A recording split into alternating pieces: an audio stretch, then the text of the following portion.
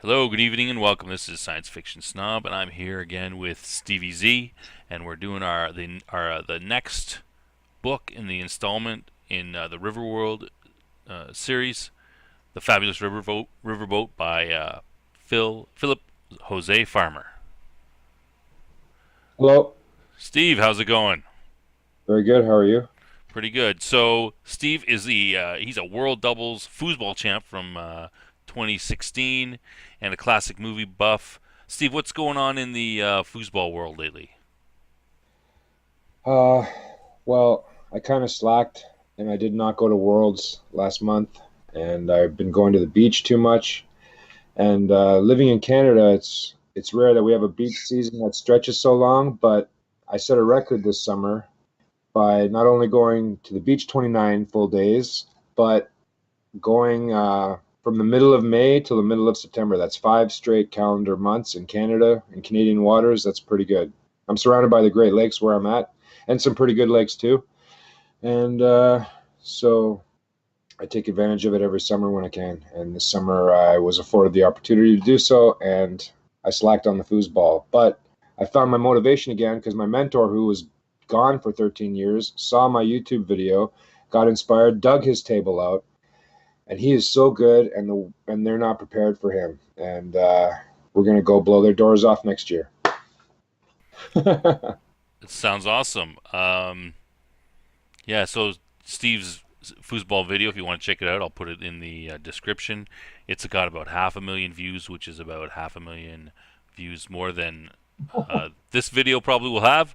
But anyway, talking about summer, um, Steve's in Ontario in Canada, and I'm in Alberta, and we just got our second snowfall. I'm looking out the window, and I'm seeing about 3, 4 inches of snow, and it's the third week in September. So normally in Alberta we curse if we get snow. Well, we're not usually surprised if we get snow on Halloween, but this is 5 weeks before Halloween. We shouldn't be having snow, so I can say that I'm a little bit jealous and a little bit pissed off at the snow. Yeah, that's shocking to hear actually, because it was 27 degrees Celsius, which is like, I don't know, 80 or 90 Fahrenheit. And to hear that you had snow on the ground at the same time I'm at the beach in the same country, that's crazy. Yeah, and it snowed last week too. I mean, it melted, but this is a new set. But I mean, still, So it's that's not kind normal for you though. it's It's kind not of typical. crappy. Yeah, it's kind of crappy. It's This is technically like, still summer, right? yeah, you don't get this, right? This doesn't happen normally. No, it doesn't happen normally. All right, so one last thing we have to do before we get started. We have to clear something up. Steve was calling me out last after the last recording. I mentioned in there that the series, Farmers series, was not my favorite series. But when I did a separate review of To Your Scattered Buddies Go, I said it was my favorite. But I didn't say, Steve, I didn't say it was my favorite. I said it was my favorite. He's my favorite writer, or is my favorite written series. And I gotta explain. I I see the I see science fiction in two ways. There's the good story that I like. That's important. But I also really like stories with a very inventive world and a backstory. And I think that this series is got one of the most inventive backstories, the most inventive world that you can think of. There's not much. Most of them are not as creative. So that's what I was trying to say in my other video. Uh, Farmer is very inventive with his worlds, and this is a good example of that. So I just want to clear that up, so I don't want anyone calling me out, uh, saying I change my mind all the time, that kind of stuff. Many decades ago, I read the first two in the World of Tears, uh, and I was finding that world pretty inventive. But I was a teenager, and now I'm in my 40s, so I have a hard time remembering how that world was set up. But I'd love to, off the record, get a quick synopsis on that from you again, because I'm sure it's really cool too. Day World was cool. I read Farmer's Day World, and he made pretty inventive world there too. So he gets pretty grand scopes of his in his imagination, and I'm glad he does. He did. Pardon me. Yeah, no. World of Tears is another very, very inventive world. Very big idea there. I would say, in my science fiction reading, and I've read a lot. I mean, not so much new stuff, but all the old stuff. I'd say that the World of Tears and Farmer's Riverworld are the most inventive worlds that have been conceived. Right, the most interesting, the most different. And you know what? I'd be interested to hear anybody in the comments tell me a world that's more inventive than those two. I'd love to hear it. Anyway, let's get started. So, the second book, The Fabulous Riverboat, Philip Jose Farmer. So this one's kind of different in that we don't really have the characters that we had in the first book, and I think that's I mean, they're mentioned, but it focuses completely on Sam Clements, Mark Twain, and we don't hear any. We don't really nothing about Burton's not in the book really. I mean, he's kind of mentioned twice, but he's not really in the book. So I think that's interesting. I believe that, maybe correct me if I'm wrong. You kind of know Farmer's history better than me, but I think Farmer wrote the first book. Some time passed, and then he got hit up to finish the series, and they were going to do two more books. So they did the Fabulous Riverboat. They did the Dark Design, and then they cut up the Dark Design in two because it was just too big. So they came up. They had four books to finish off the series. Then he wrote one more later because he wanted to finish it off. You know, change it and finish it off a little more. But so I think he's probably writing the Fabulous Riverboat, knowing that he's going to write another book. So he's happy to go, hey, I'm going to look at this part, and people like Burton, they're going to get Burton later. Correct me if I'm wrong. What's your thought about that? Uh, yeah, I agree, and I remember being a little disappointed when, for example, I was looking forward to hooking back up with Burton's story and following things along from his perspective and some of the other characters he was traveling with. And sure enough, there's this whole new crop of characters, and I think it was the fact that this environment, I love the environment so much. It intrigued me, and I got engaged rather quickly, quicker than I expected to, because it's the same environment. So, and you do get a sense that Burton will be back and he's going to continue talking about him because he built all this stuff up. So I did have a sense that we'd see them again, but I had a feeling it wasn't going to be this book. And thankfully, the environment is obviously going to be the exact same. And it made me realize that it's such a huge part of the story, as you were saying, the creative world, that it didn't really matter, and it was I became engaged anyways, nonetheless. But at first I was a little concerned and disappointed because, I love the first book. But sure enough, it draws you in quickly, I believe. He gets things going rather quickly with this book, and he picks some pretty good characters in this book too. Yeah, I have to agree. Like, I mean, it's hard to remember because I was, like 30 years or so since I first read it. But I kind of felt the same way. There was a bit of, I'm like, hey, what happened to? But it gets really good right off the bat. The characters are well developed. It's good. Um, so I have to echo what you said as well. So let's get started then. So we start out the book. Clements, Mark Twain, Sam Clements is on a ship with, there's three ships in this little flotilla, and he's paired up with Eric Bloodaxe, who's like a 10th century Viking, and they are Bloodaxe has this steel axe, so they are searching. Sam wants to build his riverboat. They are searching, trying to find iron. For some reason, he thinks that there's iron. Like, where did this axe come from? Someone must have built it. Therefore, I'm going to look for iron. And I don't know. He somehow convinced Bloodaxe to take him uh, together. And it's been 20 years. They've been 20 years on the riverboat. Sorry, on the river. Been 20 years since they first were resurrected, and he's been traveling with Bloodaxe for a while. Steve, you want to take it from there? Yeah, and I believe we're meant to see Clements as since things are being told from his perspective mostly, I believe we're meant to be sympathetic towards Clemens, and I believe Blood Axe is supposed to be a bit of a negative, rough person who is supposed to be unsympathetic towards.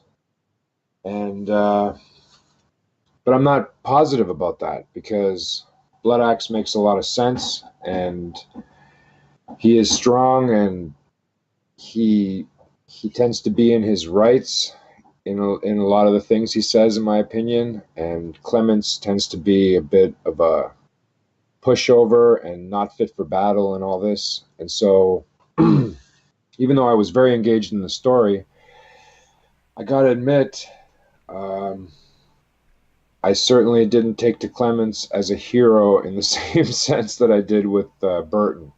And No, I can see that, and I think the difference is between the barbarian and the civilized man, right? Clemens is the civilized guy, and Blood Axe is the 10th century Viking raping and pillaging, and so it's this whole sort of the vast majority of people on the river world are these barbarians. They're not civilized by the reader's standard. And I mean Clemens is barely I mean he's a civilized man. He's a man of letters, but even from our time he would some of his ideas would be you know uncivilized compared to us, especially like about race and stuff. I think that would probably, and it kind of gets into that. But yeah, I definitely see that Clemens is definitely the more sympathetic character, but he's not perfect, right? He's kind of a complainer. He whines a lot. He can never pick a decision and go with it. He's always constantly, um, contradicting himself and thinking, "Did I do that right?" That kind of stuff. yeah, very, very self-centered, and expects other people to be on board with his self-centeredness sometimes. You know what I mean? Yeah, Yeah, he puts himself above others, and he can get on my nerves. But in other ways, he's very, like, Farmer writes him as very humorous and at times sympathetic, and he is smart and gets things done, and has some good fortune fall upon him too. yeah. So the book starts off with a bang in a sense right off the bat. So our first in the first few pages, Clemens sees a meteor, go through the atmosphere.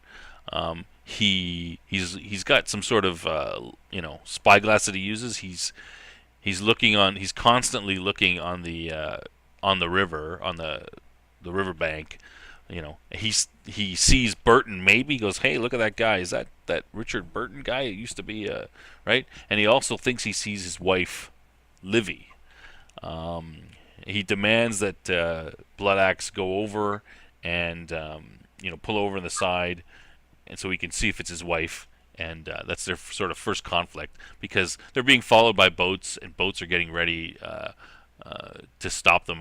They're being followed behind by boats, and boats are getting ready to stop them in the front. So this basically, Blood Axe is preparing for battle, and he's like, "No, I'm not gonna pull in and see your wife. This is like the 100th time you think you saw your wife, and we never saw her."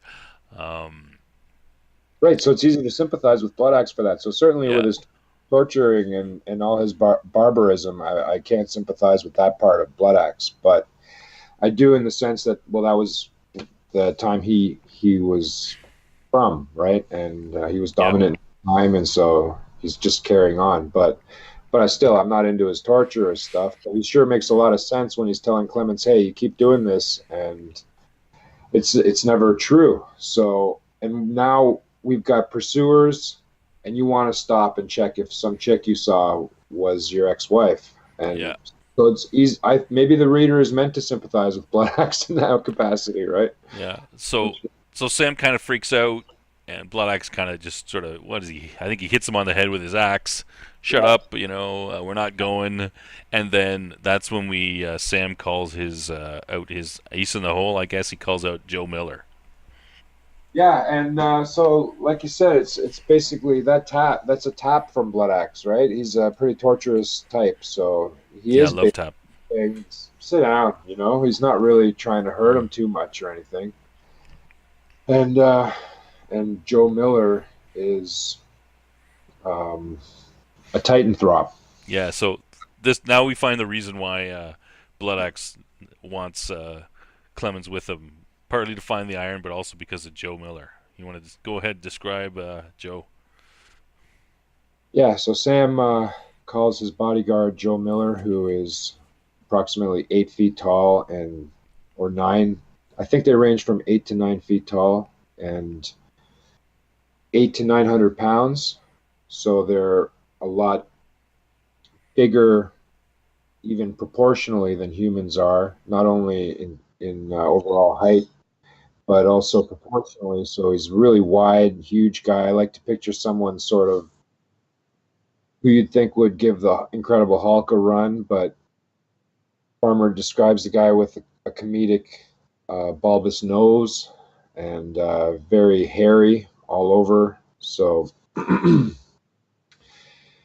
they lived 200,000 years before Christ, and it's a fictional creation of Farmer's. Anyways, he's this huge guy that Sam Clements likes to occasionally threaten Bloodaxe with and protect himself with. And Bloodaxe is pretty brave. There's another sign of how brave Bloodaxe is, that he knows Yeah.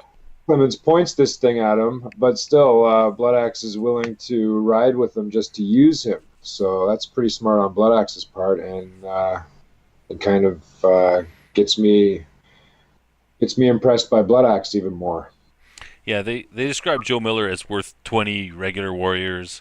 I always see Joe Miller as kind of like Andre the Giant, but like a I don't know if you ever saw Andre the Giant back in the wrestling days. He kind of lumbered around and he wasn't very fast. I see him sort of the size of Andre the Giant, but like a normal person with the speed and agility. He can swing his giant stone hammer with, what did they say? He's got like a 60-pound stone on the end and just crush heads and just knock people flying. Like I kind of see him like that.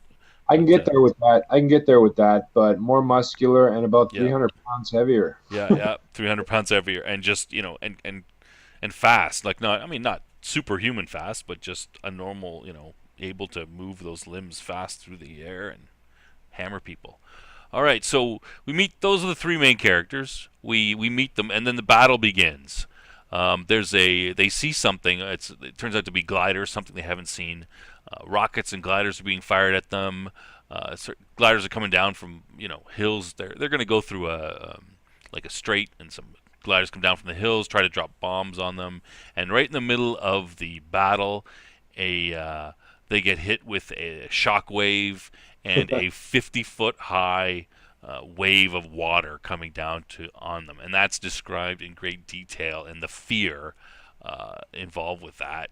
Um, and as an aside, as they're on their boats, a body lands beside Clemens, and it's half of it's destroyed, but the other half he can tell, and he looks and he sees that he says that yes, it is the body of his wife, Livy. So that doesn't do him any mental pictures either. Okay. Yes, and this part always confused me. Is Sam correct in that? Because, as we know, I don't want to get into Sterno yet or anything. But why doesn't he ever why doesn't he ever clarify whether that was or not? And I don't think, based on the timeline, that it could have been. It would have been mentioned. I think it wasn't really Livy. I think he just sees that it was Livy and thinks it was Livy, because spoiler alert, he runs into her later on. We won't get into that yet, obviously, Yeah. but he doesn't ask about that or anything. And apparently she's had a history with someone else, which might not work out. That it could have been her on that deck. I'm not sure. So it could have been, but I'm not convinced that it was her still, even though Farmer writes that it was. Yeah, we're not sure. I mean, it doesn't reference it again, but it kind of, who knows? It kind of, I guess it's there to focus the fact that maybe he actually, the other 100 times, maybe he actually is right this time that he did actually see her, but we're But not sure. another thing you mentioned is the shock wave and the tidal wave, and I did want to get into that for a second at least. Okay, go ahead.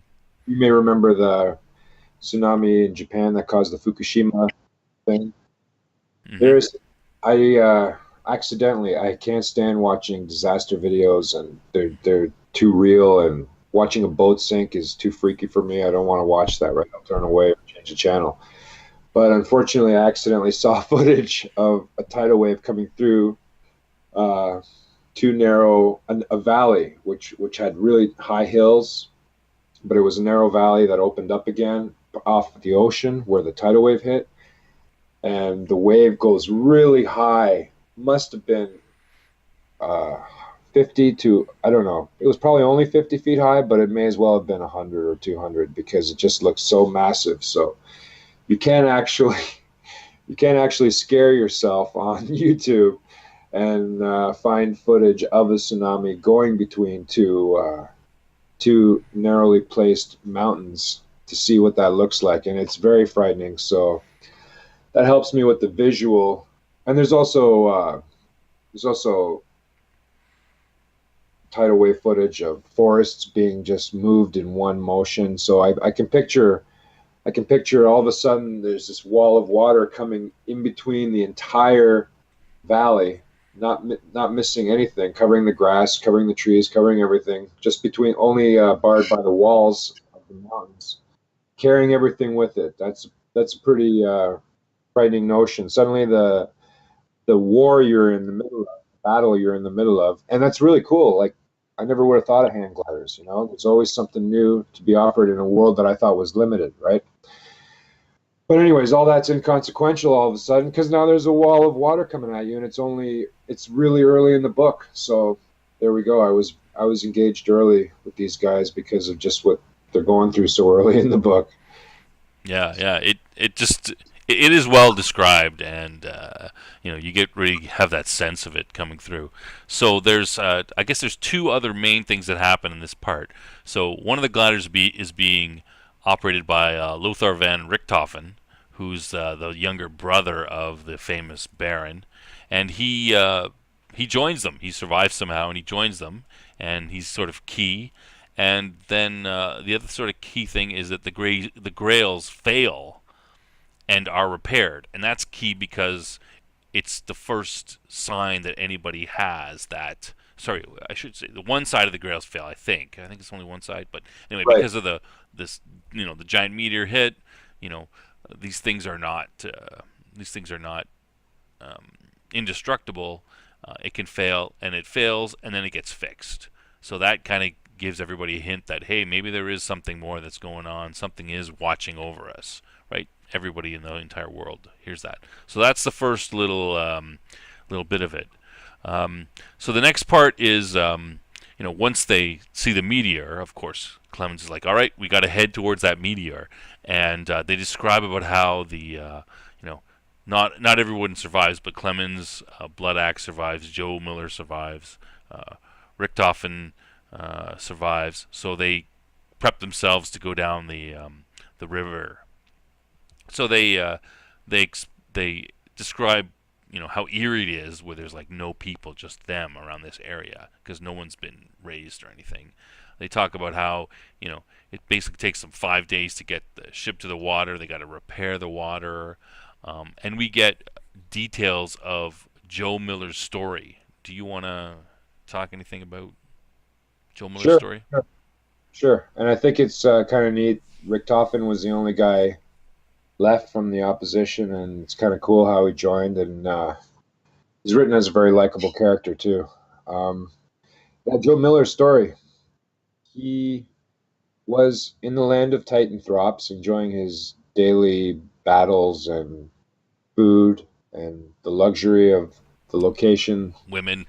Yeah, women, and they were set up nicely, but apparently he was a little more curious than others and braver than others, and he liked showing off that he was. They all want to be the best. Apparently, it's because they're in battle, and Typical males, right? yeah, it's a competitive lifestyle. And these band of ancient. I'm not sure if they were Egyptians, but Yeah. yeah, they were. I don't Okay. know. No, I'm not sure either. But I don't think. I mean, it's not really doesn't matter. But they are. They're basically our size. They're some sort of ancient peoples. They're obviously way more technically advanced than these Titanthrops, I'm right? pretty big too. But they're still primitive by our standards, yeah. Yeah. And so the Titanthrops were intimidated by the fact that by the boat. They thought the Yeah. boat was a creature. They weren't really worried about the puny pygmies on top of the boat. They were more concerned about the the boat itself. But because these tiny, normal-sized people were aboard it, Joe Miller, at least, who at the time had some long name with too many consonants for me, I believe. Yeah. And but he didn't speak any other languages besides whatever the Titanthrops speak. And he boarded the boat, I believe, himself because he felt, well, if they're standing on it, why can't I stand on it? And rather than do the normal bash them all in and kill them for sport, he communicated with them probably because they were brave and he was impressed that they were brave. So he felt like he was brave because none of the other Titanthrops wanted to get on it. So he was sort of he had something in common with them, and maybe that's why he didn't smash their heads in and communicated with them. And he turned out to be quite intelligent. He learned their language. They loved him, and they continued upriver beyond the last Grail Stone to try to find the source. And so group, this group of men who were very brave to go up the river and very brave to dock where the Titanthrops are, were apparently, I believe, the first group, or the second group, to make it very far towards the tower. They didn't quite get there. It's a perilous journey. Once you get past the last Grailstones, you got to pack enough food. You got to do a lot of rock climbing. And apparently, we know about X, the mysterious stranger. He's got some plans to try and help humans get there. And without some of the aids he left behind, they still, even with the might of Joe Miller and their bravery, would not have made it as far as they had, which was quite far, apparently. They made it almost, like, I guess they made it all the way. One of them made it all the way. But Joe Miller's story, he helps them go through a tunnel and helps them get through some perilous mountain climbing. But along the way, he's walking along a ledge, and the clouds are opening up. He's admiring the view. He's high up. He's got a bit of an opening to look at, but it's all clouded over and foggy. But he sees, I believe, a flying object and the tower itself, and the tower freaks him out. He's not paying attention. He, rather than slipping on a banana peel, I believe slips on a grail that was left behind. Yeah. And a grail is like a giant thermos that, I'm just saying this in case one or two listeners might not know. A grail is a giant thermos that they stick in the grail stones to get fed 3 times a day. Anyways, one of those was left behind. He slips on it and goes plummeting to his death. I'm cutting down the story quite a bit. He tells it in a beautiful, long-winded way and gives Sam a lot of crap for interrupting him. Yeah. It's a nice story. It really takes you there, and it's a fun argument they're having. With Joe threatening to punch Sam in the nose for cutting off his story. Joe enjoys telling the story, and he's telling it in another language again. So by this point, he speaks at least 3 languages. So that's pretty cool for a Titanthrop compared to what the other Titanthrops are up to at this point. Yeah. So a couple key things I think that comes out of this is that, well, I mean, the story itself is, of course, key because then people know about, oh, there is some sort of giant tower. That's what we're going to go for. We don't know about X yet because X hasn't visited Sam, and he hasn't visited Joe. But Okay. A key thing about Joe Miller is that, yeah, he is more curious than the other, his fellow tribesmen, and they also they don't have. He's lured onto the boat with tobacco, I believe it is, right? Because they don't have tobacco or alcohol, so he sees like the guy smoking a cigar, and he goes, "Hey, that looks cool. I want one of those." Oh yeah. So yeah. Yeah, he got lured on with the smoking. That's true. Yeah. The guy was a chimney, and it was like magic to Joe. I forgot about that. Yeah, so it gives a bit of Joe's personality, and it fills the reader in about what's going on. I believe Um, the reader gets clued into the fact that there were some, like, I believe the reader is clued into the fact that there were aides left behind, possibly, and they know yeah, X is from the previous book, but yes, X is not introduced. You're right in right. this. Yeah. No, but no, you're right. You're right too. That yeah. So somebody is leaving a path. That's further hint. Somebody's leaving a path for them. Someone's trying to help out. So the rest of this chapter part of the book talks. There's a little bit of more about Sam. He sort of explores his guilt. He had a son who died when he was like 2 years old or something. So it talks a little bit about that. And then also one other big thing happens around this time. The Everyone falls asleep on the river, and then they wake up, and the river is completely repaired. And everyone is, and there's a big resurrection. So all of a sudden, they feel sleepy. Um, they go to sleep, and then they wake up, and all the effects of the river is so all the mud that came down, all the crap, that's all gone. Yeah, right. The trees are gone. Oh yeah, the Yeah, trees are replaced, though. I mean, everything's replaced. Yeah, all the piles of mud that were lying around are gone, and Sam wakes up, and then there's all these naked, all the usual naked people on the side with their towels. So all of a sudden, everything changes, very a lot, and that kind of ends up this portion of the book there. So that's kind of interesting. It's another hint that there's someone fixing things up. So and to make it look like 100 years of growth overnight, practically. And Sam really points out how insignificant he feels, face it like being a speck among that kind of power. You know what I mean? yeah, yeah, no, definitely. And there's some stuff about more about Sam and his his he seems kind of almost bipolar in here. He goes from happiness to depression, and I'm great, things are going good, and then oh no, maybe things won't work out. I was curious if this was Mark Twain's real personality, or I assume this is just something Farmer just sort of threw in there. He thought he just took a lot of license with the character, but he's not. It's not the true Mark Twain, Sam Clements. But there's a lot of you know looking into his character and that. Sure, and even though he's a flawed character, that we can all relate to that. Obviously, we're all flawed, so you can become sympathetic to a character like that too. Yeah, And yeah, yeah. Even though he had his flaws and he can be annoying, you can still be engaged and enjoy following the story mostly through his eyes. yeah. So moving along, the next part is mainly about the visit by the mysterious stranger and X to Sam. So this is the first time he's met. So 20 years, it's still 20 years have passed, just over 20 years, and this is the first time Clemens is met by X. And X tells him a bunch of things. He tells him that the reason that they've been put on there is just to be studied, and then when that studying is over, they're all going to be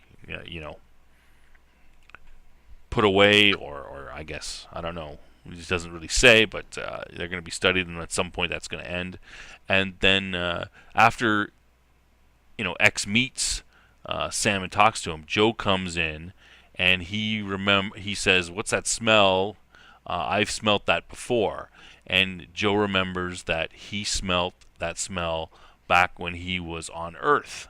So some 200,000 years ago or so, and he tells a story about how you know he looked around and there were some guys behind him and they were really small, and no one sneaks up on me.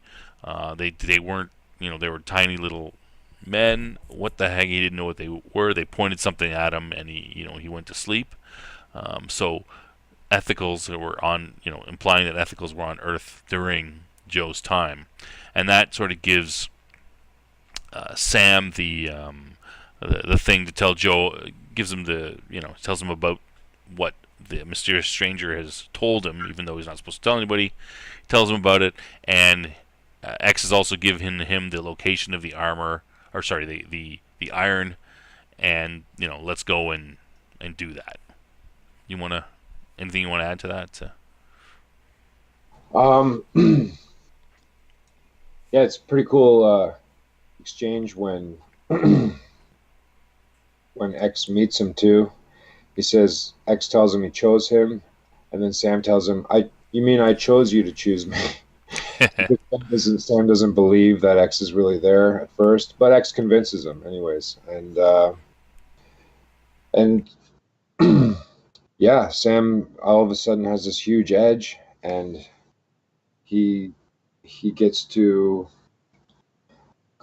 he gets to have the dream of having a fabulous riverboat, and he that's where the I guess the dream of the fabulous riverboat really takes shape and starts coming to fruition. He sees a path to it at least, and they start. I believe he's told it's 10 Grailstones.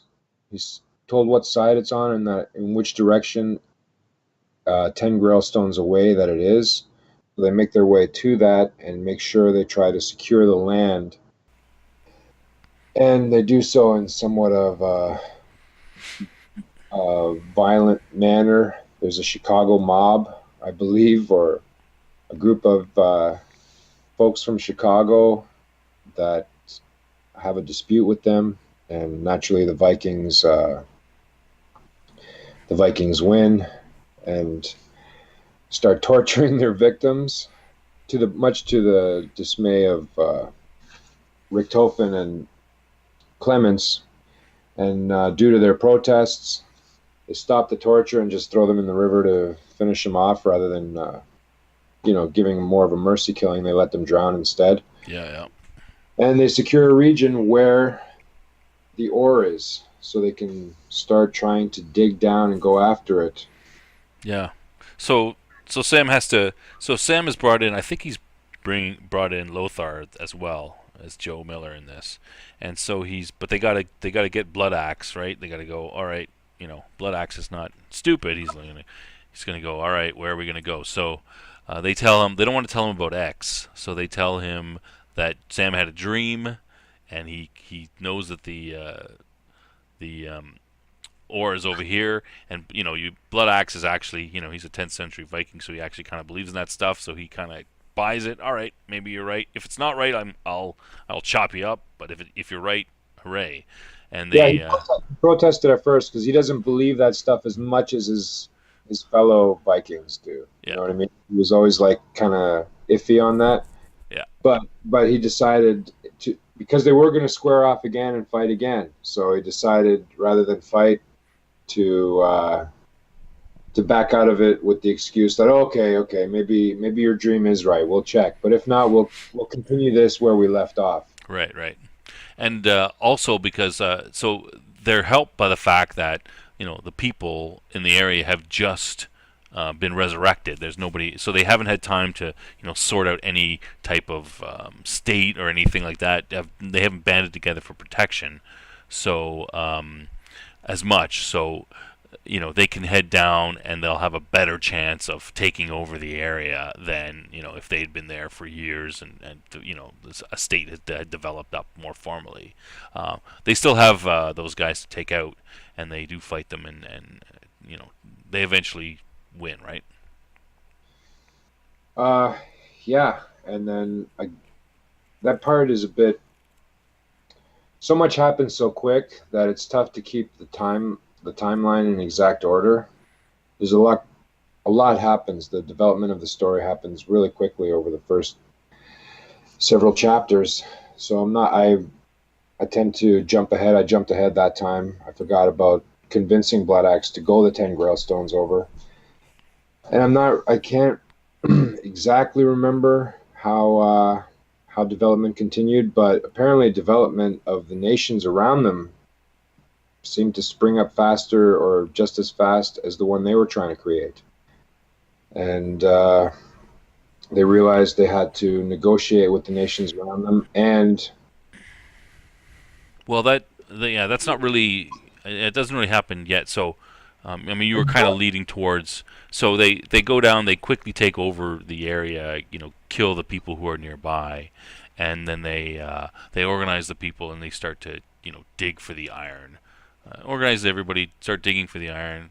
Uh, Richthofen helps out, but then people quickly hear about that there may be iron there, and so other people start to organize themselves very quickly. And this is where we get the betrayal of Blood Axe, right? Yeah, absolutely. So that's what I mean. Just as fast as they're organizing, other groups are organizing around them and taking the land around them, and eventually they're going to have to negotiate with these people, and they don't like the way Blood Axe negotiates, and Well, and Blood Axe is a typical. I mean, he's what you expect from a 10th century Viking, right? Like any problems that comes up, he's going to smash it, and he's not into the subtle diplomacy or backstabbing or anything like that. He'll fight, and then if he wins, he wins. If he doesn't, he doesn't. Right? That's his way of approaching life. right, and with those rising powers around them, I found it kind of weird not having an understanding of how much their group. I didn't really get a sense that their group was that strong to be getting rid of such tough components. And the way in which they did it, I have to admit, I personally I personally found it kind of dirty, like almost shooting someone in the back kind of thing, sneak attacks and cheap Well, shot. it definitely is that for sure. Yeah. Yeah, and so there was no honor in it, and and I when they did the deed, what they did was, I guess they did a bit of a sneak attack. They picked off a couple guys that were guarding him, and when Blood Axe rushed out, they ambushed him. Yeah. So Okay. so Clemens figures like he's being attacked by two groups. So he's got King John, who's got a a smaller army and fleet coming towards him, and then another guy, Iliescu, I think I'm not sure I'm pronouncing that right, but I believe he's like a Japanese, you know, shogun or something like that, and Right. he's got a bigger army. Yeah. So Sam decides that he'll negotiate with King John, the one the Robin Hood King John, and he will use him to, and with his army they should be able to hopefully they'll be able to defeat this Japanese shogun and And they keep know it. Blood Axe wouldn't be into joining up with Yeah, anybody. no. So Sam is forced to betray Blood Axe in order to do this deal, right? With yeah, he's getting rid of an honorable guy who is a bit rough to hook up with one of the shadiest characters in the whole story, if not the shadiest. Yeah, Yeah. So it's tough to be sympathetic to Clemens, and it's easy for me to be sympathetic to Blood Axe for that. yeah. So they and that kind of I guess it's established that Sam will do anything for his boat, right? Even something that's ethically that he believes is ethically wrong. He doesn't really want to do it, but he does it anyway. But So they are able to, you know, Clemens stabs Blood Axe in the back, and there's a bit of a speech that he gives before he dies. And the main thing about that is he promises to meet Sam at the end of the river. I will meet you, right? So this kind of sets up, Sam for the next years of his life to always to have no, constant nightmares about that, and that to be his sort of greatest fear. But they win the battle. Him and King John win the battle, though he knows fully that King John is a sneaky sob, and that it's going to be very dangerous. And John will stab him in the back as soon as when it suits him. But they win the battle, and they also meet Odysseus shows up, and he's also been recruited by X. I wanted to talk about a little bit about Odysseus, a little bit. Tell me what you think about this. I just based on his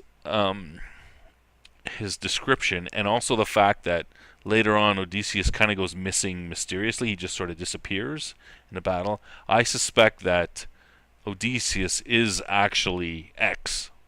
What do you think about that? oh yeah, absolutely. Really? Um, Oh, I thought that was kind of a thing that I was thinking that no one else thought. But anyway, go ahead. I thought they even. I thought. I don't want to jump. three books ahead. But I thought later on X confirms that, but I'm not sure. Maybe he doesn't Oh, confirm that.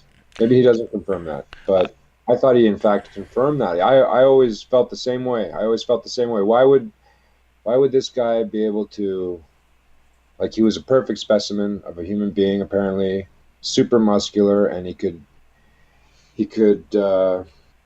draw a bow that normal men couldn't, and he shot the head of the opposition, leading boats to battle right in the solar plexus. The next guy steps up and he shoots him right in the solar plexus. So absolutely perfect, yeah. right?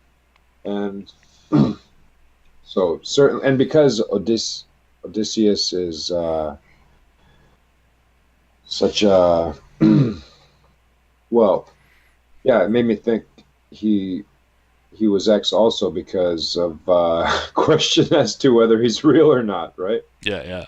Um, I mean, not to give too much away, but in the fourth book, there's like the final assault on the tower, and there's one of the group that is we eventually find out is actually X, and he's pretending to be somebody else, so, a character from history. So it kind of fits. That's what kind of made me think when I went back that you know you know in book four X pretends to be a character, and Mac comes up with a party, and so then, all right, maybe he's doing it here too. Um, yeah, that's good. All right. So then this I think this next little part is a key part of the book. So um, the X shows up again, and there's a bit of a speech that Sam gives, and he kind of complains, and I think this is one of the themes that sort of run through this book. Kind of complains to X about denying him the peace of death forever, and Clemens threatens to kill him. I'll kill you, which is kind of takes back to the first book when Burton, in the first chapter, the first book, Burton, I'll kill, and now you have Clemens, who is I mean, not the opposite of Burton, but a fairly passive character compared to someone like Blood Axe or Burton, you know threatening to kill the ethicals for what they've done to him. How dare you, resurrect us? What are your thoughts about that? I I never really got that too much because I always saw the potential paradise of Riverworld, which was never met because too many people want to fight and take your stuff away because they're not satisfied with their share or whatever.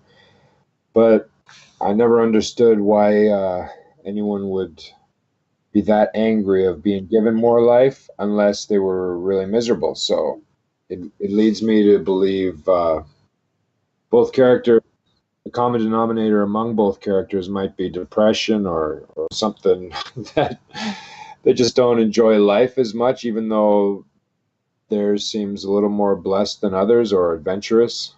I'm not sure what to make of that, to be honest.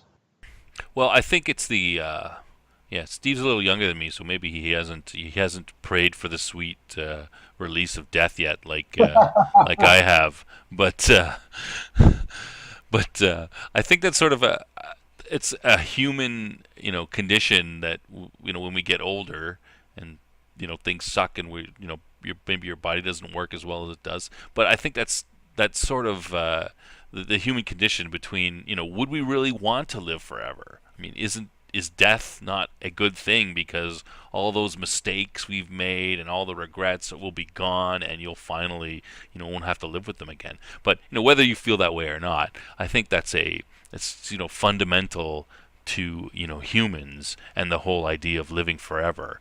Would we really want to? Is it really that great a thing? Maybe it is good that we can eventually die and let our pasts go. So I think that he's trying to Farmer's trying to examine that a little bit, and he's showing it through the characters of. I mean, you'd think that why? What does Sam have to complain about? I mean, they got everything, but again, he does he have something to complain about? I mean, he's got all this backstabbing. He's got to worry about it any time about being murdered by King John because he's a you know a sneaky SOB.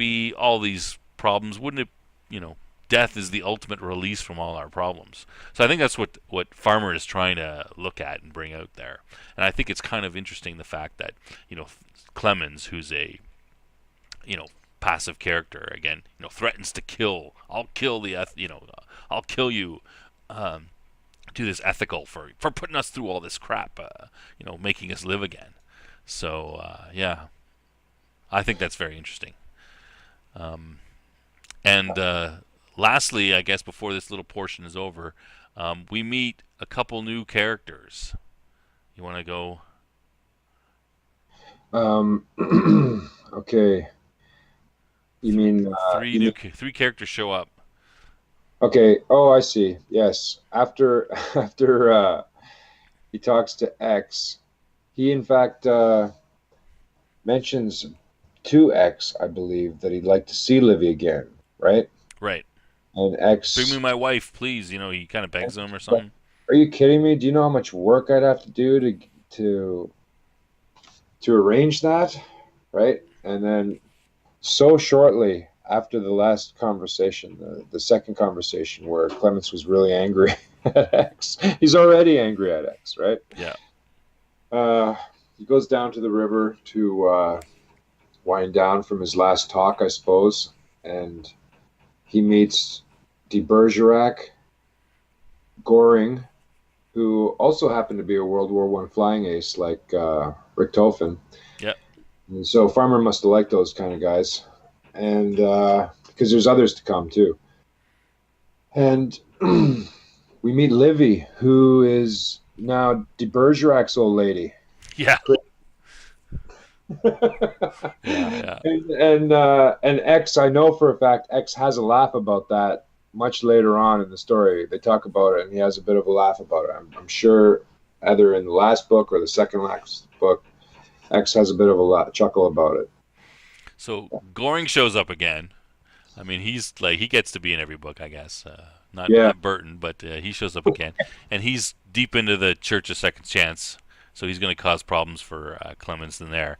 And de Bergerac and Livy show up. And, Clemens has been thinking about this, reuniting with his wife for 20 plus years. And he thinks that she's going to, he doesn't think, he's not stupid enough to think that she hasn't been, with other men while he's gone. But he thinks that whoever she's with she's going to drop him.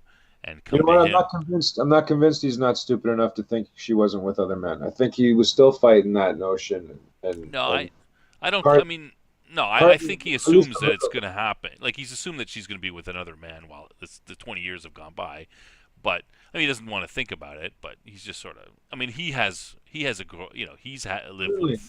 Yeah. But I think he is. I think he is conceited enough and self-centered enough. I think he really is. But I know it sounds so crazy that you're likely right. Yes. I don't. He's a pretty self-centered guy. But he does. Well, we can disagree on that. But I'm sure we do agree that he does think that she's going to dump whoever she's with and come to him instantly. Like, right. Yeah. No matter what. And of course, she doesn't. Yeah. She loves de Bergerac. When she sees him again, she in fact gets weak and goes into de Bergerac's arms. And de Bergerac's like, "Who is he? What does he mean to you?" Yeah. Sam has to be hearing this stuff, and he looks up to the stars, really angry, because I guess he assumes that's where to look to curse the ethicals. Yeah. I don't remember how he curses them exactly, but I know he curses them right away. And he was just told that, do you know how much work it's going to be for me to hook you up with her again? I can't do it. Yeah, and then he sees her 5 minutes later with some other. Yeah. Not too much later. Great. Yeah. Yeah. So, what was I going to say? That's why I'm not sure it was her dead on the boat, right? Because this wasn't much longer. So how could it? Yeah, this wasn't that much longer than that. A year? No. A year passes after this. Yeah, it's still. Yeah, there's some time passed, but Yeah, not enough that could have been living on the deck. Yeah, right? It could have been. We don't know. I don't know. But he never asks her anything. She's been with him for years. I don't know exactly where it says that, but I believe we're meant to believe she's been with de Bergerac for years at this point. Yeah. I mean, it's kind of funny to think that you think about 20 years have passed, over 20 years have passed. Like you think, and we know that you know, we know that the Riverworld has been built for us, for all the inhabitants to sort of ethically advance themselves. So you'd think that, Livy is going to change during that 20-year period. She'll, change her personality somewhat, right? Perhaps, become a better person and, maybe find, someone who fits her better than her old husband did. Why, it's kind of crazy to think that after 20 years of not seeing your wife that she'd instantly come back to you. Like, I don't know. I mean, that's doesn't seem rational to me quite, but Right, you're right. I'm glad it was written the way it was, and I'm glad she did move on. And she's written to be very modern sounding, so she obviously has some 20th century friends. yeah. And she Um, has she has advanced in the sense, like, she's not the little flower, or the wilting little flower that Clemens sort of implies that she is before. She'd never undress in front of she'd never undress in front of him with the lights on or anything. Like when she was she was the he mentions that she was the modern, the proper Victorian lady when they were married and everything. So you can just imagine, she's had to kill and fight to live, that kind of stuff. So she has changed for sure. Bathe nude in front of others. Yeah, the whole thing. Kind of like, yeah, kind of like Alice in the first book, that same type of vibe. We don't get that specifically, but you kind of get that sense that she's kind of like that, like the Alice character. Prim and proper, being thrown into this world. Yeah.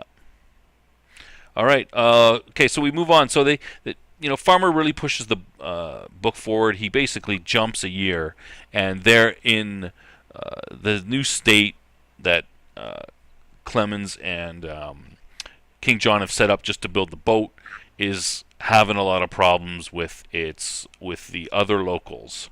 So do you wanna address that? Uh, okay, so apparently this meteor has spread deposits of the different materials and minerals and stuff, metals needed uh, by this by Sam's party. By I don't know if it's called Parlando at this point. Yeah, it is. It is. Yeah. Okay. No, you're right. Well, Parlando happens to need also trees. They need trees too because they exhaust all their trees. So they have to. Bamboo. They need stuff from all the neighboring states, which have also formed and have fortified themselves through trade for weapons. And apparently, Soul City uh, is a little more demanding and always difficult, and has a chip on their shoulder with Parlando right off the bat, and gives them problems. You can Yeah. probably handle this Yeah, part. just yeah. Before we get into the Soul City stuff, so I think that it's kind of interesting that, I mean, Farmer has basically set up the whole area as some sort of maybe 14th or 15th century Central Europe. There's all these tiny states. They're all fighting. Parlando wants, he's trying to build this boat. They've got iron. No one else has that stuff. It's constantly intrigue and fighting with other people, trying to get what they need and trade with them. Everyone's always jacking up the price. Constant spies being sent out because everybody wants to take over Parlando, and even the ones who fight with their neighbors, they only fight with their neighbors in order to, you know, conquer them to get more power so that they can try to take them. It's all very complicated, right, like that. So it's kind of interesting. But the whole Soul City thing, I think these books are written in the Farmer's an American. He grew up during the civil rights. He This was lived through written the right civil after. rights area, and this Yeah, is his comment on the black versus white stuff, right? right, So yeah. Soul City is, I don't know, I think it's 30 Grailstones away, something like that, and it's run by this guy named Hacking, and he believes in segregation. So he wants his whole state to be just black. So they're negotiating with him because he's got like bauxite and some other mineral as well that they need.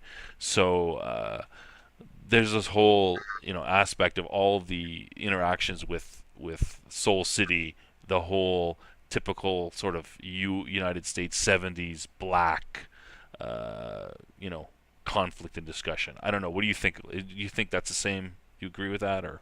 Absolutely. That was the time with the raised fists at the Mexico Olympics. Yep. It was the time of black exploitation movies, Yep. and certainly there was that was a major topic of discussion uh, in North America at the time, and and Uh, I believe he was addressing that. Yeah, Yeah, it would have been key. That would have been a key thing for Farmer, and I think, yeah, he definitely uses this whole part to address it. And it's not done in a heavy-handed way. Like, I think it's done well. It's kind of interesting, but it really reflects that time period when he's writing the book and his experiences. Doesn't really reflect what now kind of stuff we think about. But so other couple minor things. So we learn more about Sam and Gwenfreya. We meet her. She comes into the picture and she talks a little bit about Burton. So this is where we our second little hint about Burton, that he's not dead. He's going to come back. Get that she tells Sam about him a little bit, and you know what? then It's the sorry, go third. ahead. It's the third because Goring happens to mention they talk a little bit about the guy who woke up in the chamber, and he says it's Merton or Burton, and then Sam thinks to himself it was probably Burton, and then he remembers again briefly about the guy on the shoreline. Wonder if it was Burton, Yeah. but yeah. So it's the actual third mention. I'm not trying to be. No, no, no. That's good. That's fine. Yeah. Yeah. So the next little bit is when things get. This is the sort of the beginning of the battle uh, for the iron. So New Brittany attacks, and New Brittany is run by the nephew of King John, and King John had his nephew, and back on Earth had his nephew, violently murdered, stabbed in the back, and then his body dumped in the river or something like that. So, Arthur from New Brittany is not happy with him. They can't really negotiate him. So there's a huge attack. New Brittany attacks. Um, there's a big battle back and forth. Um, Clemens, they've just built. Correct me if I'm wrong. They've just built their first sort of like flintlock type pistol, and there's a point where Clemens, King John, and Arthur are fighting, and Clemens uses the pistol, fires around, and kills Arthur. Right? Yeah. Yeah, yeah, and Clemens likes to mention it's Clemens who talks about John killing Arthur. Clemens will be the one to throw that in John's face more than anyone. Yeah. So Clemens kills Arthur. That's great. I love it. That's Yeah. awesome. And he kind of immediately regrets it. He was like, "Why didn't I wait until maybe Arthur killed John, and then I could Yeah, shoot Arthur, or John killed Arthur, and I could shoot John, right, and save my own problems? Why didn't you think of that?" Like, he's standing there, and two of them. He's not very. Yeah, he doesn't think very well under pressure. But yeah. go ahead. Oh no, I I love the I love that whole exchange and the choice to make Farmer be the guy to save John from Arthur. Arthur's going to get his revenge, right, for the betrayal. And then Yeah, it's Sam who shoots him in the back or something. yeah. He shoots him while they're fighting. Yeah, and he could have just waited a little bit, and maybe he. Yeah, and this whole. Yeah, the whole battle. So the whole battle is it's well described. It's chaotic. We're not going to go into too much detail about it, but the key thing is, so the battle's over. Things have been destroyed. Lots of people have been killed, and then earlier Sam had been working with Soul City, trying to get them on board. Show them that they're not such bad guys, and fighting a delegation to come and see what they're up to, and that's when. So they agree, and then the next day, right after this huge attack, everything's been wrecked. That's when the Soul City delegation shows up, and a lot of that black versus white stuff about from Farmer, from the 60s and 70s comes up, and I think a key thing that comes up is this whole, and this is might be the other, you know, key theme of the book, is people can't change or people aren't going to change, right? So that's when that comes up, and it's funny because Clemens um, argues both sides of that argument throughout different parts in the book. Right, right. Including when he said, "You mean I chose you to choose me?" Um, yeah, and I just want to also say this is another common denominator the main characters of the first two books have is they were both called out for things they've written based on racism. You know, they're Mm-hmm. both being called out as racists for stuff they've written, and they call out Sam. They question Sam on the stuff he's written, and Sam has to defend his works by saying he's changed since then, just like Burton had to as well, and also trying to explain where he was coming from. I don't mean to change. I don't mean to change the subject on you. Yeah, that's a theme throughout the stories with Sam a lot as well about are our choices our own or are they predetermined? And Right. No, exactly. That's what I was going to go into next. Go with it. yeah, can people change or are they stuck? Are they stuck on the path that's already been chosen for him? And considering Sam's not that religious, it's weird that he would think our paths are predetermined because Yeah, who's predetermining it then, right? he's really big into predeterminism,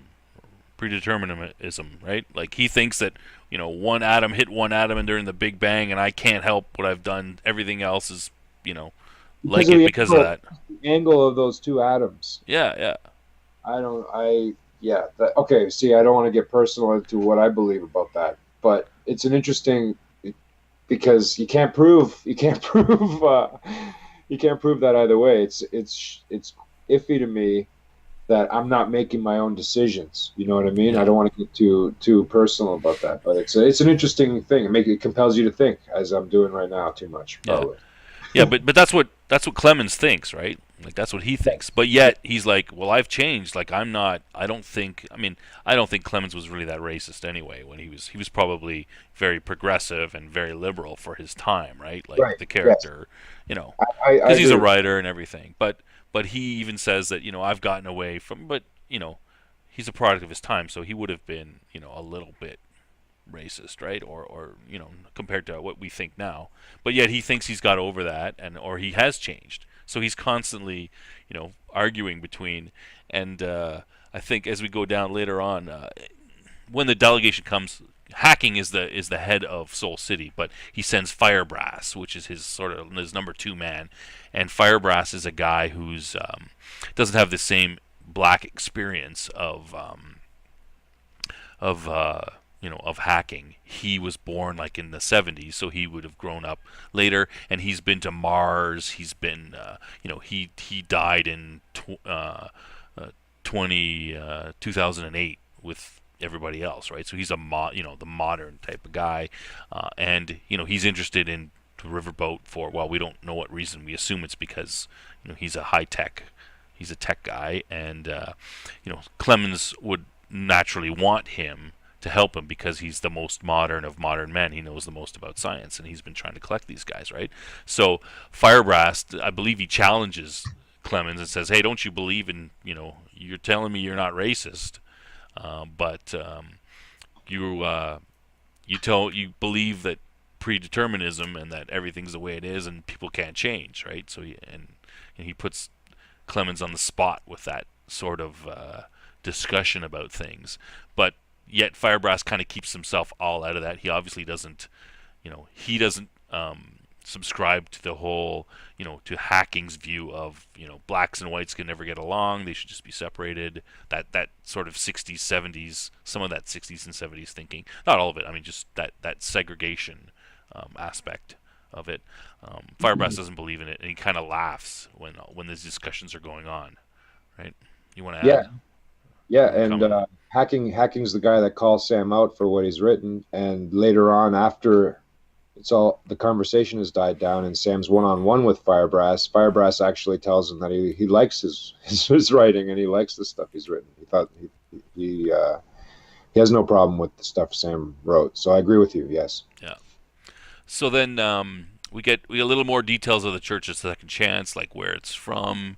Um, but there's a right after a battle, um, Goring is going. I think it's Goring or someone else is going around and preaching pacifism, and King John gets angry, and there is a basically all the Church of Second Chance types are rounded up and shot, Slaughtered. slaughtered, Yeah. and that provokes a showdown between Clemens and King John. You want to talk about that a little? Is that when King John also grabs a bunch of women and takes them Yes. for himself? Yes. Yes, and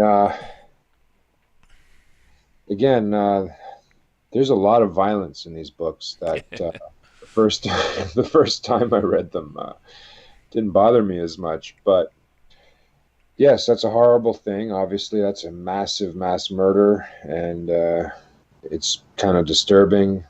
And among the women, uh, John grabs, he scoops up Gwenafra, who is Sam's secretary, and Sam really likes her, and she's also Lothar's actual girlfriend. Yeah. Yeah, and they lose it because she's like a high up, and and not only did John do something horrible, anyways, John like he has to answer for the murder of so many people and the abduction of citizens, not just the abduction of those he was trying to get rid of. I don't know what he planned to do with 30 women. Like, I don't even want to think about that, right? Like, Yeah. Well, yeah. We can figure it out.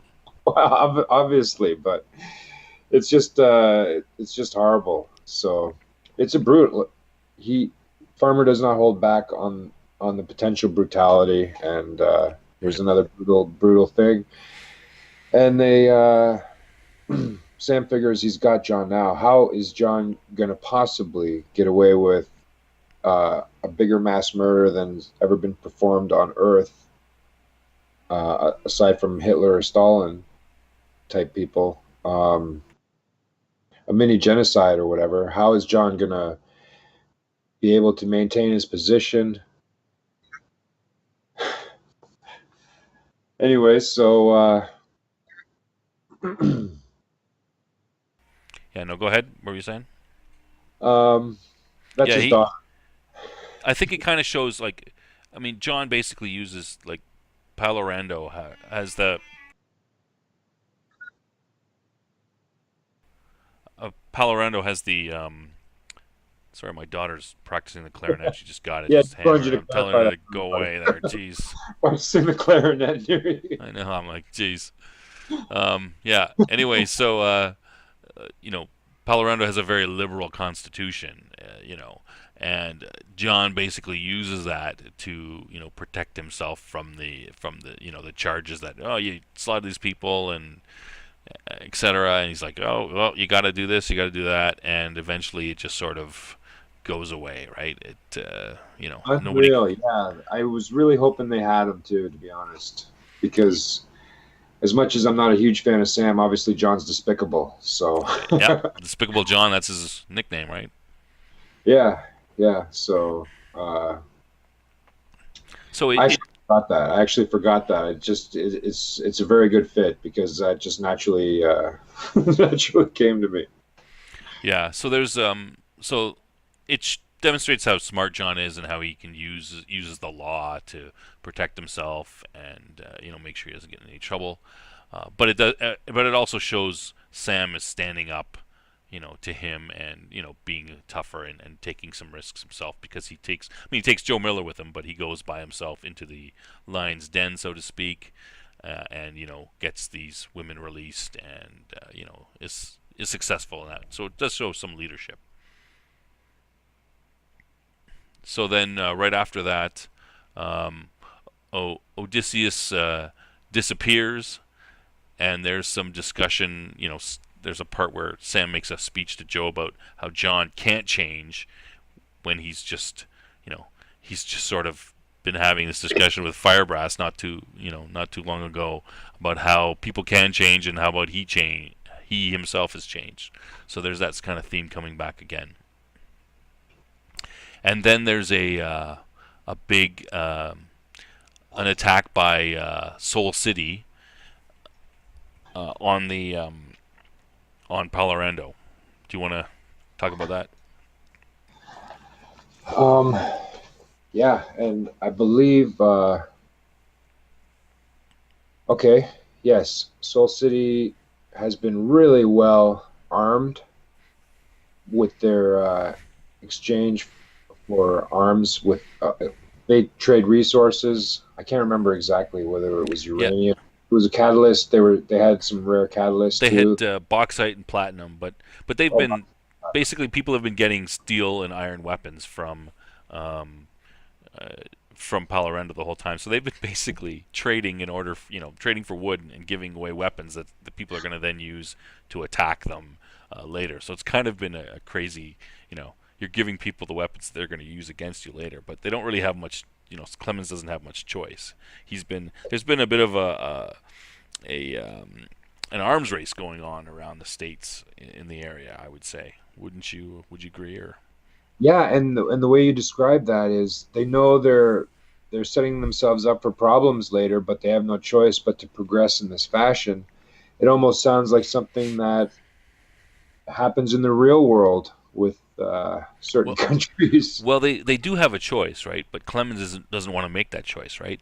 John has suggested that they go and they just take over every state Right. within whatever 30 miles both ways, and every they could use their weapons, they could take all these states out, but Clemens doesn't. Even though everyone would be alive afterwards, Clemens doesn't want to go and kill all these people, and he suspects that perhaps the people of his state might not want to do it either because it's a risk to them, right? They're being bribed by saying maybe you'll get to go on the boat, right? So if I To be risk honest, myself in battle, I might die, and then I might not get on the boat, right? So John made sense in a way. They've already been through so much of that kind of thing.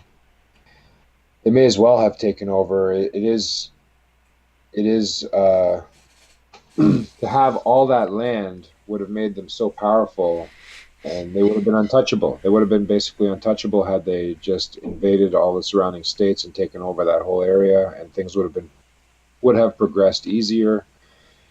And I don't like agreeing with John, obviously, but in this case, it's tough not to, rather than go through all this long-winded setting up of your enemies and having to deal with them attacking you. And in fact, the Soul City attack, I guess they were so well armed, and their surprise attack and their strategies were good enough that, in fact, they win.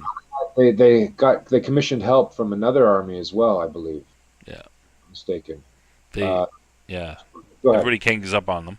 Yeah, yeah. But So Parlando's attacked from two sides. I can't remember. Ishiawa, was it? yeah, a Japanese. Ishiawa. Yeah, I have a video game, a really cool video game where you. I haven't played it in 25 years. It was for PlayStation 2 or 20 years, feels like, but maybe not quite because I guess PlayStation 2 came out in 2000. But it feels that long ago, and I know the name. I recognize some of the names Farmer uses. Tokugawa's in there too. Anyways, yeah. So the Parlando's attacked from two sides, and and uh, and they're beaten up pretty good. Firebrass, hacking, I guess, was aware of Firebrass's sympatheticness towards Sam and Parlando, and didn't trust Firebrass, and in fact even imprisoned Firebrass. Hacking was so cunning in his attack that the one ally Sam had was even imprisoned. Yeah, And Soul City basically took over. I think once Parlando was defeated, Ishi. Uh, now I yep. forget. No, I said it last time.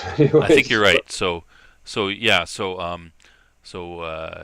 far, hacking takes over Parlando, and he knows that Ishiawa, however you pronounce it, is Yeah. going to attack as well. So he's getting ready for that attack, right?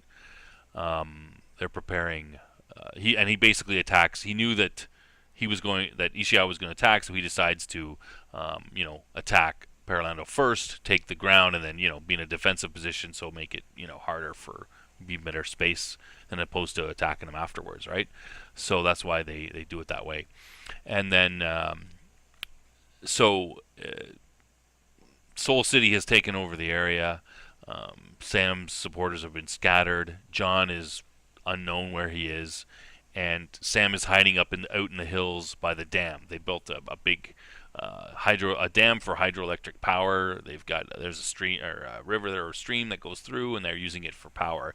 But they've prepped the dam in case of this kind of situation with a bunch of dynamite, and And the they can hideout too. The hideout is inside the dam, I believe. yeah, they got a hideout in the dam, and they can blow the dam and just basically wash away everything, right? Because they created a lake behind it. Yes, they have created a big enough lake behind it to do that.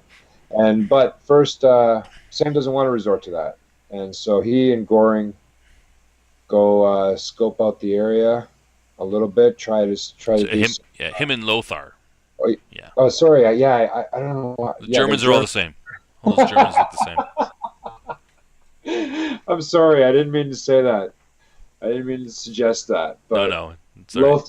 Lothar, not Herman. Lothar and Sam. They're the friends that go try to see if they can do anything possibly, but they meet uh, they meet someone along the way who hits them from behind and I don't know if he ties them up, but he makes sure he gets their attention so he can speak to them.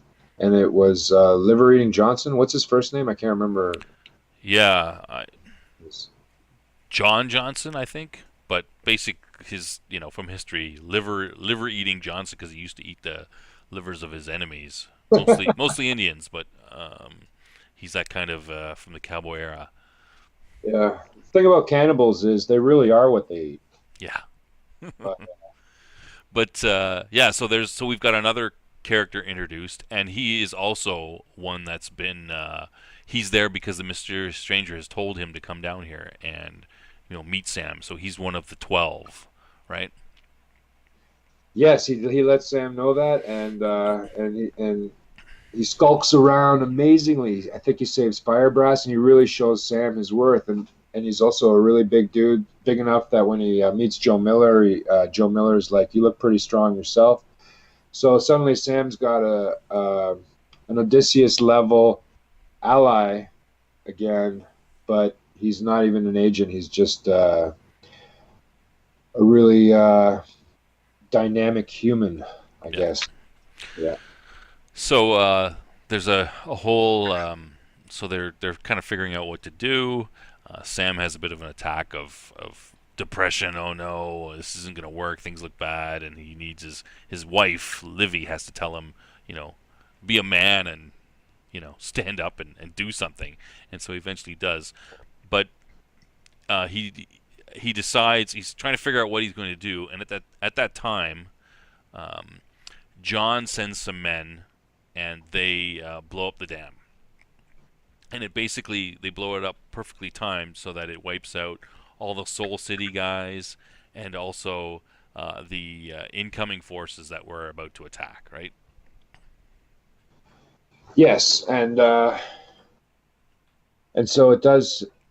Blowing up the dam does save the day by washing away the enemies, but it sets them way back again Yeah. in the original project. And I think they do. I think this time they do basically take over the surrounding areas, at least of their hostile enemies. So they have a much bigger.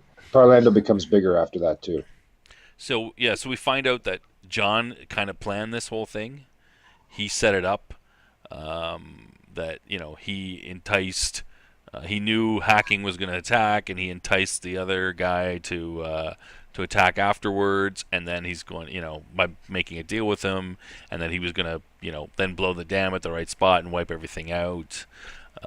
So he's, King John has been busy, let's say, in the last little while. It's plans between inside of plans, and Right. Sam kind of looks at him and looks at his head and goes, "What the heck goes on in there?" Um, and I believe the boat. I mean, the boat is partially completed here. I think they're working on the hull. They describe that the boat is like washed down shore, and it's everything is destroyed. All their factories, everything. Yeah. But they survive and they can rebuild. And then the book jumps really quickly 3 years later, and the boat is complete, and they're basically taking it for a test run uh, down the river before they head off in a few days on their journey. You want to take it from there? Sure. I just want to say, I also want to comment on what you said. I like what you said about how John was devious and calculating, and he used the law to his advantage by being able to determine ahead of time whether he can do these atrocities. And you mentioned the complex network of spies that every country has different nation around had different spies, but Parlando had two sets of spies. Sam had his sets of spies, and John had his sets of spies. And John's sets of spies, I guess, were a little better. Yeah. But yeah, they're on the boat, and and again, they're showing off. Sam's in his glory. They're showing off the boat, and This is the climax of the book, really. yes, yes, and Sam's in fact he's captain, and he's kind of wondering why. Was John co-captain, or John cool with letting Sam be the boat captain? Or You seem to allow him to be, right? He seemed to be like, Sam was a little suspicious as to why is John being so cool, right? And I like the way you describe what happens in the book better than me. I tend to jump parts, so I wouldn't mind if you take over what happens while Sam is showing off the boat to the crowd, which is glorious. It's a sunny day. Let's picture it's a sunny day. People are cheering. They're seeing their hard work come to fruition. The citizens are happy because they're members of a cool state. The state is a much better. Life is. I picture life being a lot better at this point. There's way less war and murder going on, and it's kind of a joyous and sentimental, sad occasion too. And so they're showing off this boat on a glorious sunny day, and you can take over. well, I don't really want to describe it too much because I think it's the end of like it's this is the final point of the book, and I mean it's really well described. I don't know that you can do it justice with the whole. I think people will need to read it, but Yeah. I'm gonna give it away um, in that there's a bunch of sequence of events that happen, and spoiler alert, John betrays Sam and takes over the boat. He has a separate control room installed. He takes over control of the boat, and there's this battle between sort of a sneak attack by John's guys, fighting and shooting, uh, and basically Clemens and anyone who supports him, they have no choice but to jump off the boat to save themselves. And John takes the boat a little bit down the river. You can still see it. Pulls into the side. A bunch of people get on, which are his supporters, which he told that you're gonna have a place on the boat, and they head off down the river with Clemens shaking his fist in you know at him, And calling them names. John on the loudspeaker going na na na na na. Basically, yeah. Yeah. So all that, and what happens? Sure enough, Clemens is betrayed, and he loses his boat. and that is that's sort of the end of the end of the book, right? Like here, let me quote the last line of the book is a quote from Clemens: "Someday, John, someday." And so that is you know, a whole book of Sam Clemens' dreams just ended and destroyed. And that's where Farmer ends it. Yeah, even though, yeah, completed and taken away. Yeah, so his dream destroyed because uh, taken away by someone else, and and he got to watch it slowly go away because those boats don't go that fast, right? So Yeah, yeah, he got to watch it leave fast enough that he couldn't pursue it for sure. But they should have built some speedboats or something, like. yeah. Well, I don't think that would matter anyway because the boat's big. It's got all Right. kinds of Well, weapons on it and stuff. you couldn't arm a speedboat well enough Yeah, to it's true. Yeah, so there was not much he could do about that. But he's in a better version of Parlando. A lot of its resources are exhausted, but there's enough left. And he says someday, someday. So he's not gonna give up there because of that last line you quoted. And yeah, it's very satisfying. I found that pretty good because maybe maybe his pessimism and his negativity here and there, and a bit of his shady decisions and some cowardice. He doesn't get everything handed to him so easily, and he has to suffer some hardships that make us feel sorry for him rather than persecuting towards him all the time. And I do sympathize with him. It was well written, like you said, and but again, even though it's not a happily ever after type ending or a heroic or an ending that someone on the side of good would hope for, I remember looking forward to the next one. It just made me look forward to the next book. Yeah, we're gonna have to wait till the next book to find out what happens. John has the boat. He's off down the river, even though he doesn't really seem to care about. He doesn't seem to care about the Grail or getting into the tower or anything like that. But he's got the boat, and he's off living in the lap of luxury. And Clemens is left, but he's not dead. He's still got all the factories and everything, and he can, do something about it. And we'll see what he does. So yeah, that's it. I think a fitting ending to that story. Any last thoughts about it? Well, you really made me think. Why did John want to go down the river, and why wouldn't he want to be the one to stay behind and rule Parlando and make maybe a better stuff, better boat, better everything? You made me think. I never actually thought of that stuff. That's a good question. I mean, John doesn't have the technical knowledge to do that, right? Like he's from the 12th century or something like that, right?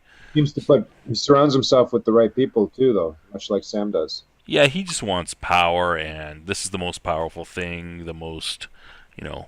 This will be the a pinnacle of technology on the river. Yeah, He just wants it because he's the king, right? yeah. It was too lovely a jewel for him to be able to resist, I suppose.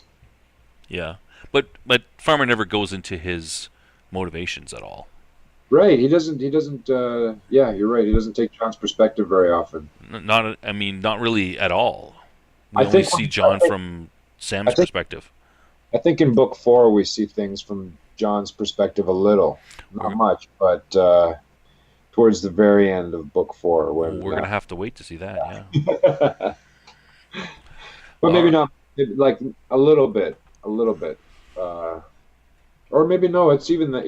You're right. You know what? I'm going to retract that. I'm thinking of the scene I'm thinking about, and I guess even though there might be points we actually sympathize with John a little, or kind of appreciate the humanity or the human reactions, maybe they are all from Sam's point of view, though. I think you're right. Well, I just meant for this book. I didn't mean for the rest of them, but Okay. Yes, definitely for this book. Yeah. All right. Well, we're gonna end it off here. Um, like, subscribe, put some comments down. If you agree with what we said, you got. If you disagree with something, we're interested to hear it. We're interested to discuss the book, and we're gonna have to wait at least a week, I guess, for our next video on the dark design, and we'll find out a little bit more about what has happened since Sam lost his boat, and we're going to be introduced to a bunch of new characters, and I think maybe we'll see Burton again. I don't know. I can't remember if it's in this book or the next one. We will see Burton again, but Yes. we're going to meet a bunch of new characters in the next book, and it's going to go a little bit. It's going to be interesting as well. All right. Absolutely. I think the next two, I love the first two books, but I love the next two even more. Yeah, me too. I agree with that. I think even though I think the worst. I think that the Magic Labyrinth is the worst title of all the books. I think Two Scattered Bodies Go is the best title. Uh, Arguably the best title of a book ever, but it's the best title. But the last two books, especially the fourth one, is kind of the most interesting. Like I've said before, especially not to give it too much away, but the battle scene in the fourth book is quite interesting when well done. All right, so that does it for this episode, and we'll see you in a week or two with part 3.